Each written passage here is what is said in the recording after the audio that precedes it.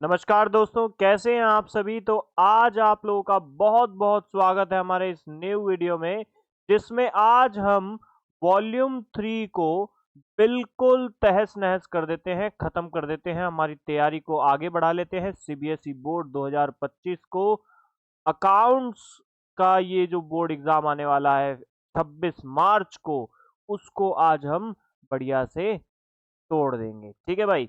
तो आज के वीडियो में क्या मिलने वाला है आपको, तो आज के वीडियो में most important questions and their solutions you will get. किस चीज के? कैश फ्लो के भाई।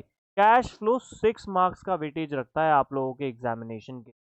तो चलिए पहले टाइप का क्वेश्चन देख लेते हैं फटाफट से। ये रहा पहले टाइप का क्वेश्चन आपके स्क्रीन पे। फटाफट से पोज कीजिए, स्क्रीनशॉट लीजिए, सॉल्व कीजिए। ठीक है।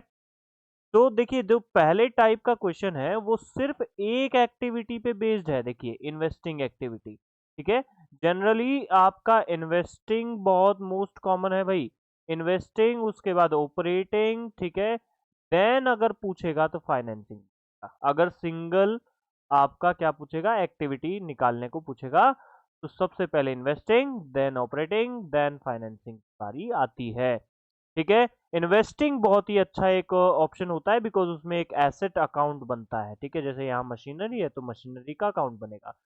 चलिए, ये रहा इसका सॉल्यूशन।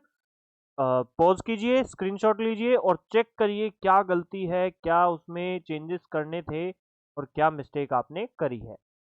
नोट डाउन करिए। देन नेक्स्ट क्वेश्चन की ओर बढ़ते हैं। ये रहा आपका नेक्स्ट क्वेश्चन। नेक्स्ट क्वेश्चन आपका क्या स्टेट कर रहा है? ऑपरेटिंग एक्टिविटी निकालने को पूछ रहा है। ठीक है। तो ऑपरेटिंग एक्टिविटी में भी काफी सारी एडजस्टमेंट्स यूज होती हैं, लाइक प्रपोज डिविडेंड। ठीक है। फिर loss on sale, gain on sale, है ना। बहुत सारी चीजें इसमें क्वेश्चन में दी हुई हैं। तो उन सब चीजों को आपको एडजस्टमेंट मेन है। पूरे कैश फ्लो में सबसे इंपॉर्टेंट क्या है भाई? एडजस्टमेंट्स हैं। कितनी एडजस्टमेंट्स हैं? मेन 5 एडजस्टमेंट्स है दोस्तों। और उन्हीं 5 एडजस्टमेंट्स को आपको पहले बहुत अच्छे से समझना होगा और उसके बाद फॉर्मेट को याद करना होगा। देन क्वेश्चंस लगाने होंगे। इसी के सॉल्यूशन की ओर बढ़ जाते हैं। तो ये रहा इसका सॉल्यूशन माय फ्रेंड्स। साथ ही साथ आप लोगों को यहाँ पे देख सकते हो मार्किंग स्कीम कैसे मिलेगी। ठीक है। तो मार्किंग स्कीम भी बहुत इंपॉर्टेंट है। तो ऐसा नहीं है कि मान लो आपका यहाँ आंसर गलत आ गया, यहाँ कहीं पे आपने मिस्टेक कर दी तो इन ऊपर वाली मेहनत खराब हो गई। तो ऊपर वाली मेहनत ध्यान से देखो दोस्तों, 2 मार्क्स।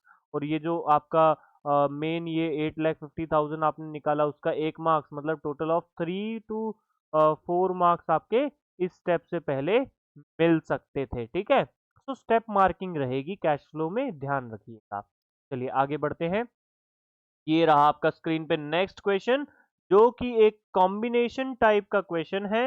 हाँ, इस टाइप के क्वेश्चंस आप लोगों को जनरली एग्जामिनेशन में देखने को मिल सकते हैं। में आपको इन्वेस्टिंग और साथ ही साथ फाइनेंसिंग निकालना है। ठीक है। पूरा बैलेंस शीट आपको दे रखा है, नोट्स टू अकाउंट्स दे रखे हैं, एडिशनल इंफॉर्मेशन भी दे रखी है। तो इस टाइप का एक फुल फ्लेज क्वेश्चन भी आपका एग्जामिनेशन में पूछा जा सकता है कैश फ्लो से। अच्छे से नोट डाउन कर लीजिए। ये रहा इसका सॉल्यूशन। तो इस सॉल्यूशन में अगर आप ध्यान से देखेंगे तो इसमें सबसे पहले उन्होंने मशीनरी अकाउंट बनाया है, देन एक्यूमुलेटेड डेप्रिसिएशन, फिर उन्होंने आपका इन्वेस्टिंग एक्टिविटी बना दिया, और फिर फाइनेंसिंग एक्टिविटी। और फाइनेंसिंग एक्टिविटी का यहाँ फाइनल आंसर लिखा हुआ है। ठीक है। पोज करके स्क्रीनशॉट लेके बढ़िया क्वालिटी में अगर आप वीडियो देख रहे होंगे तो आपको ये चीजें समझ में आ रही होंगी। और आखिरी क्वेश्चन आज का, जो कि मोस्ट इंपॉर्टेंट क्वेश्चन। ठीक है। इसको तो बिल्कुल भी भूल के भी मिस नहीं करना है हमें। बिल्कुल भी मिस नहीं करना है। क्वेश्चन क्या कह रहा है? केस स्टडी थोड़ी सी आपको दे दी है और उसमें से आपको क्या बोला है, नीचे लास्ट में बोला है कंप्लीट कैश फ्लो स्टेटमेंट आपको बनाना रहेगा। तो आपको कंप्लीट कैश फ्लो का भी एक क्वेश्चन देखने को मिल सकता है। ठीक है। ये टाइपोलॉजी भी बहुत जनरली पूछी जाती है, क्योंकि इसमें तीनों एक्टिविटीज कवर होती हैं। देखिए इसका सॉल्यूशन ये रहा स्क्रीन पे। पोज कीजिए, नोट डाउन कीजिए। और जब ऐसा फुल फ्लेज आता है तो वो आपके लिए इजी पड़ेगा कंपैरेटिवली ऊपर वाले क्वेश्चन से। ठीक है। तो इनको बहुत अच्छे से नोट डाउन कर लीजिए। इन चारों क्वेश्चंस की बहुत अच्छी प्रैक्टिस कीजिए दोस्तों। और एक चीज याद रखिएगा, मेरा पर्सनल सजेशन, माय फ्रेंड्स, 2020 की सीबीएसई बोर्ड एग्जामिनेशन जब हुई थी, ठीक है, सीबीएसई की जो एग्जामिनेशन हुई थी उसमें मैंने अपीयर किया था, और मेरे अकाउंट्स के पेपर में, या मैं पहले उससे पहले रिजल्ट बता देता हूं, मेरा ओवरऑल परसेंटेज जो था 90 परसेंटेज था। तो दोस्तों अगर मेरा आ सकता है तो आप लोगों का भी परसेंटेज इतना बन सकता है। रिक्वायर्ड क्या है? Practice a lot my friend, practice a lot. और ये क्वेश्चन तो मिस आउट मत कीजिएगा, डोंट मिस देम, ठीक है, बिल्कुल भी मिस नहीं करना है, इनकी अच्छी प्रैक्टिस करनी है।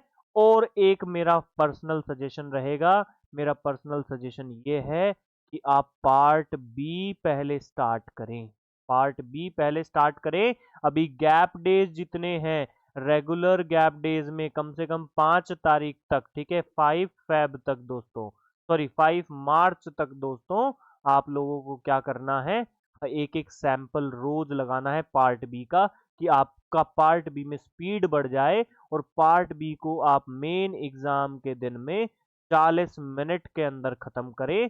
तो रेस्ट आपके पास कम से कम 2 घंटा 20 मिनट रहेगी पार्ट ए को सॉल्व करने के लिए माय फ्रेंड, ठीक है। और इससे आपका पेपर नहीं छूटेगा, बिल्कुल ध्यान से लिख लीजिए, ये मेरी पर्सनल टिप रहेगी। 90% अगर मैंने अचीव किया है तो आप भी अचीव कर सकते हैं माय फ्रेंड। जय हिंद, जय भारत।